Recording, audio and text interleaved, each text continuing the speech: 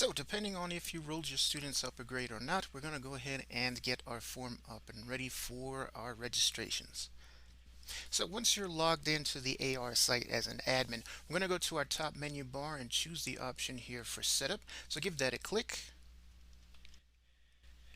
And then from the drop down menu that says general info and settings, we're going to click the option here that says registration form. Just one note that this was actually a name change. Before it was called registration forms connected to AS. We've removed that here and just called it registration form. So we'll click on that. And here is where you'll have a listing of all of your registration forms, whether they're online or offline. Of course, you can see the designation if they're online here by these little radio buttons here on the middle of the page.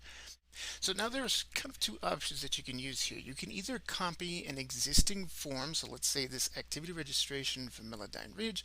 We can choose the copy button here. And then it's going to ask us to connect this to our activity scheduler database.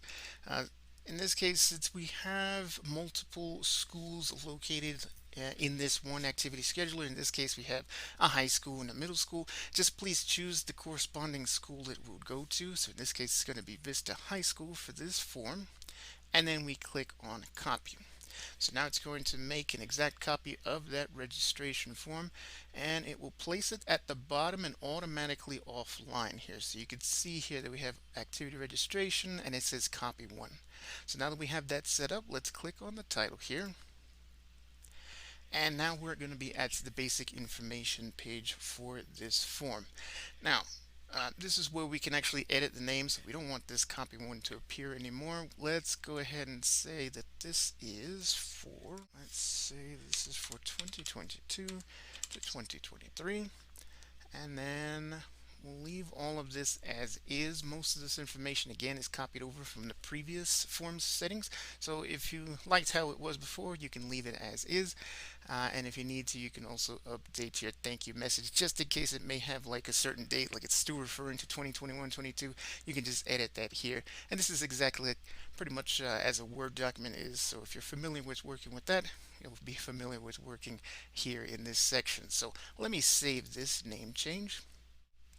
And now you can see that the form is now called Activity Registration Melodyne Ridge for 2022-23. So this is to help you, differentiate between the different forms there. I'm going to go back to our listing of the registration forms just so you can see. We'll have that here, and then this is the original. We want to make our original offline since we'll no longer be using it since it was for the last school year. So just click offline, and you do get a notification saying that parents, of course, will not be able to register at this time using this form. That's okay, and we have it offline. And one last thing is to click the Save Changes button here on the top left. There we go, so the changes have been saved.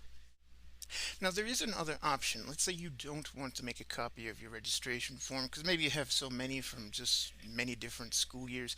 You can actually use an existing form and just simply rename it to the 2022-23 school year if you'd like. So as an example, I'll choose the activity registration here for Rochester. So click the title of that. And I'm going to use this same form, but I want to designate it for the 2022-23 school year. And the same thing, just click on Save Settings.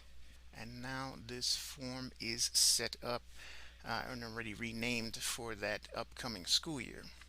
Now, for both of these options, there are certain settings and fields that will pre-populate information from what was entered last year. Now, this is great because for parents that are going to be filling out this form, most of the information should automatically pre-populate for those that had previous registrations, which is much quicker for them. But if there is information that you do not want to be pre-populated, so maybe some information like medical information or some agreements or special fields that you may have at the end of the form, you can actually option to not have them pre-populated, so they would have to fill it out again. So to do that, you would just get into your form, and from that menu buttons on the left hand side, we choose the option here for Manage Web Forms. This is where you can actually edit and construct the form to your liking. And we're going to choose this blue button here that says List View. It's on the middle right here.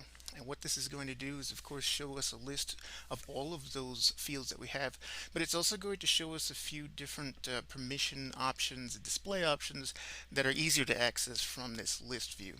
So let's say we don't want, let's go down to our medical. So let's say for the allergies and medical conditions, we don't want it to pre-populate. We want them to fill it out again.